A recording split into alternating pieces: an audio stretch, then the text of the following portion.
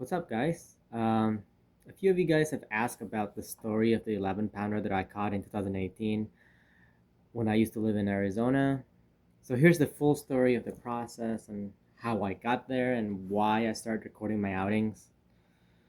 So I started swimbait fishing in 2016 in Arizona. I remember starting out throwing like Lucky Craft Real AU, Shine Glide, Savage Gears, S Waivers, 200s, with varying levels of success. I used to fish like the urban ponds and the salt chain lakes, usually just catching like 2 3 pounders. At the end of 2016, I wanted to get a little bit more serious and bought my first Depths 250. Um, I think it was in bass color. It was the new style one. Jumping from the S waivers to like depth 250 was like jumping from riding a 250cc motorcycle to like 1,000cc motorcycle. It was a gigantic difference. The difference was mind blowing. Um, Even though 250 was a much more fluid and versatile bait than any of the baits I had at the time, it still took many months to figure out how to properly use it. I think my first 250 fish was in April of 2017. I caught a post spawn 23 incher. It weighed just like under 6.5 pounds, off of a windblown bank. I just parked my kayak on the bank and I just cast it out to deep water and I hid behind a rock. Had 20 fish following it, but one kept with the 250 and hit it right by my feet. Essentially, it was crazy.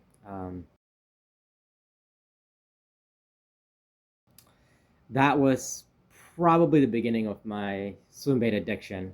Shortly after that, I acquired a bunch of battle shads from John Strawbridge, from Swimbait Badlands. I'm sure a lot of you guys remember those days.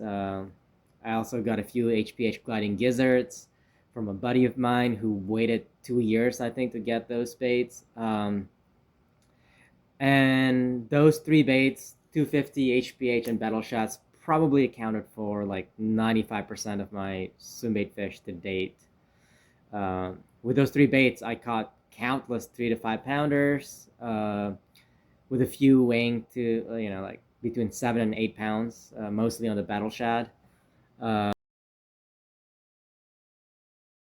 Um, while I was fun fishing with only swim baits, I was also doing a lot of local kayak tourneys in 2017, kayak bass fishing sponsored tourneys, and boat tourneys as a co-angler, and also in the pro-am format. I never did very well on those boat tourneys because I never had a choice in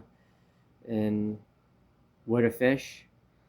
I had much better luck with kayak bass fishing because I had more control over where I want to fish, how I want to fish, how to position the boat, and all those things. And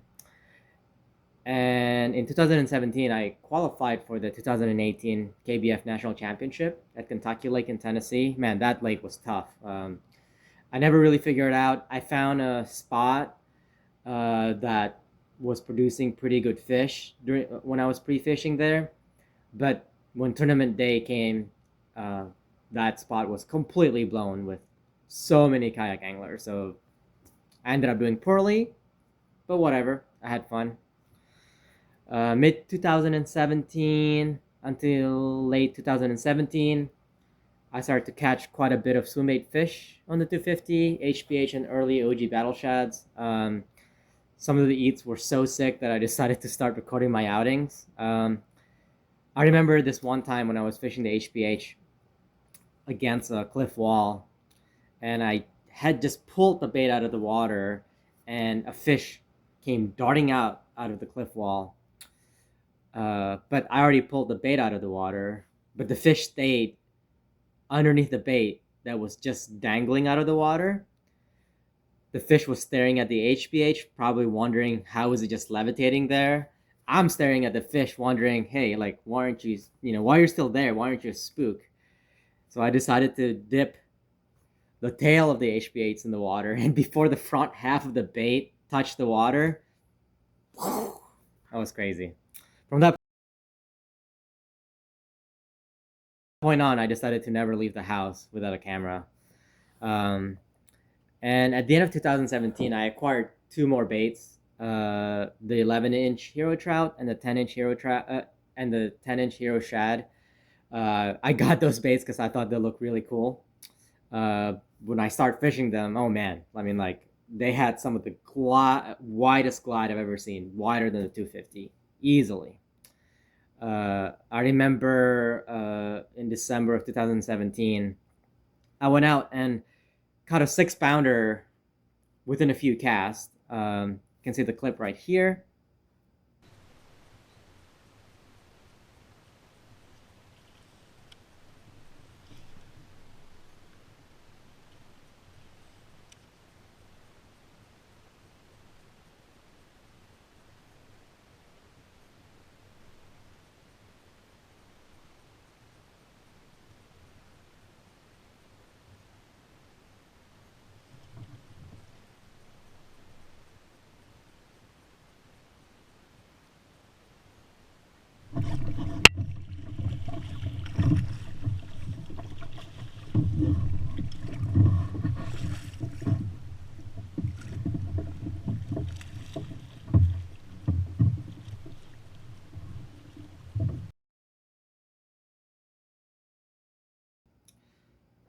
Then 45 minutes later, right after I ran out of the GoPro battery, I hooked into like a 9+ pounder near like the Thule's Edge. They had just stocked the lake with trout, so they were kind of keying in on that. Um, but I dumped the fish after trying to net it 3 times. I actually forgot my net on my way to the lake, so I had to stop by like a friend's house to borrow his net. And his net was not as long as the one that I forgot at home. And man, that was such a big mistake. I should just turn around and got my own net. But I touched the fish 3 times with the net, and every time I touched the fish with the net, the fish would do another run. On the last touch, the fish came up and shook its head, threw the hook off, and flipped to the opposite side of where the net was and lost it. Probably one of the two fish that still haunts me to this day.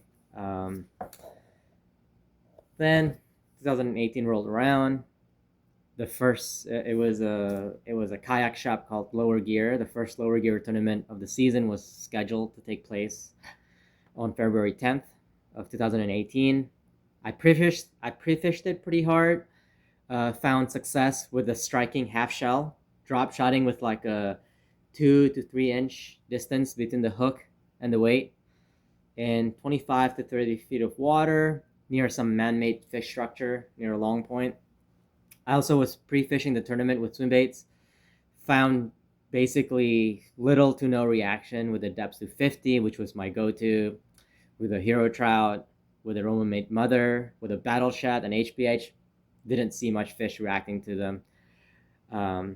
The only thing I got a reaction from was the Hiro shad. I saw a few fish followed it in, and I actually hooked one that was pretty good during pre-fish, but dumped it by the kayak. I believe because I think the action of the Hiro shad is so unique. When a 250, when you let a 250 sink and you reel it in, the faster you reel in, the faster you retrieve the bait, the faster the bait comes up from the water column. The Hiro shad kind of behaves differently. It dives down when you retrieve it, and the harder you retrieve, the deeper it goes down, kind of like an HPH, but the HPH is too choppy. The Hiro shad has this very long glide as it dives down, and it stays in that kind of like 5 to 10 feet, and it doesn't really come up until the very end. So I think that's why they really like that one, because it just happened to hit the depth that they like, and then the fish reacted positively to the bait. Actually, with my first Hiro Shad that I received, I had an issue with it. The back piece kept getting stuck with the front piece of the bait at the joint after I bomb a cast. I think it's from the impact of the bait hitting the water, and then the back piece would get stuck. I told Brock that I needed it for a tournament, and I sent it back. He shipped me a replacement pretty fast. It arrived literally the day before the tournament. Man, I get lucky, so lucky. I don't know if the outcome was going to be the same if I had not received that bait in time. So after pre-fishing, you know, on tournament day, when the morning of, I only brought literally 3 rods: a drop shot rod, the one Swimbait setup that I had. It was a lowdown custom extra heavy. That was my first lowdown I've ever bought, with the Hiro Shad, and one unrigged medium heavy, kind of like, you know, all around rod as a backup, but it wasn't rigged. Normally for a tournament I would bring like 7 to 8 rods, but this time I was so dialed in those 2 baits that I was pretty confident about those 2 baits. I only had one plan, basically, to upgrade with the Swimbait as soon as I got my 3 fish limit. Tournament was at like 7 a.m. to 1 p.m. At lunch, I went straight to that man-made structure near that long point, and I immediately saw a few marks just basically hugging the bottom. And so that's why that kind of like 2 to 3 inch distance between the hook and the weight was one of the puzzle piece that I had put together. And also, it's something that I learned from a buddy of mine in 2016 when I was doing a lot of boat tourney. Mark the fish. I dropped it.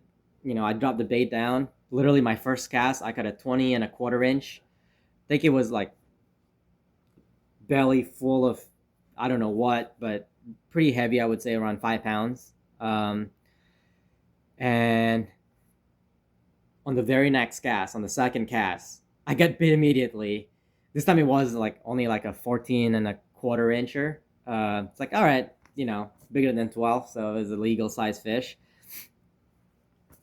On the third cast, nothing. On the fourth cast, I caught essentially my limit, which was it was a 3 fish limit because the tournament was kind of short, and the third fish was around 14.5 inch. Yeah, it was 14.5 inch. I spent maybe like 30 more minutes trying to upgrade those two, you know, the last 2 fish. Nothing. So I pulled out to the spot, caught the only 3 fish there, and I put my drop shot setup away, and I start picking up the Hiro Shad and start casting that. I didn't go very far to where I caught those 3 fish, probably just around the corner, and I think it was like around 8:45, maybe 8:50. That's when I caught that 11-pounder.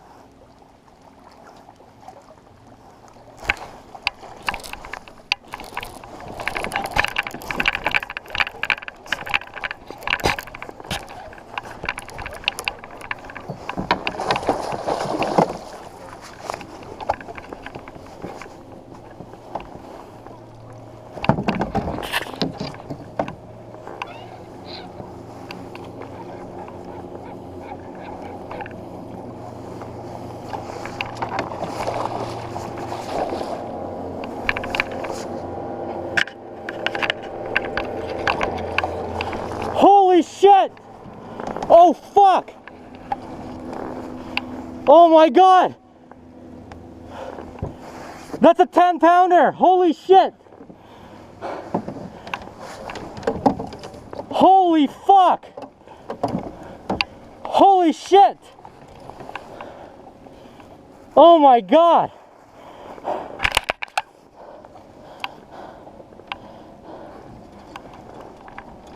Holy shit! Gotta be kidding me!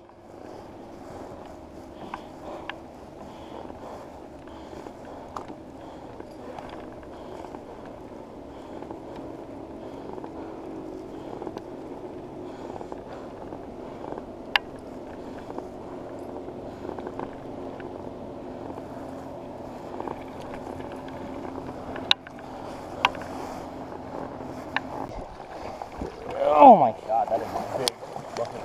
Hold on. fuck yeah. Dude, this fish goes 11 pounds. Here we go, get a couple. 11 pounds.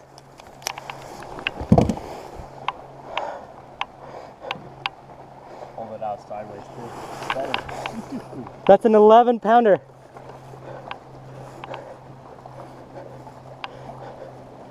Here, what's your number? I'll text it to you. 412.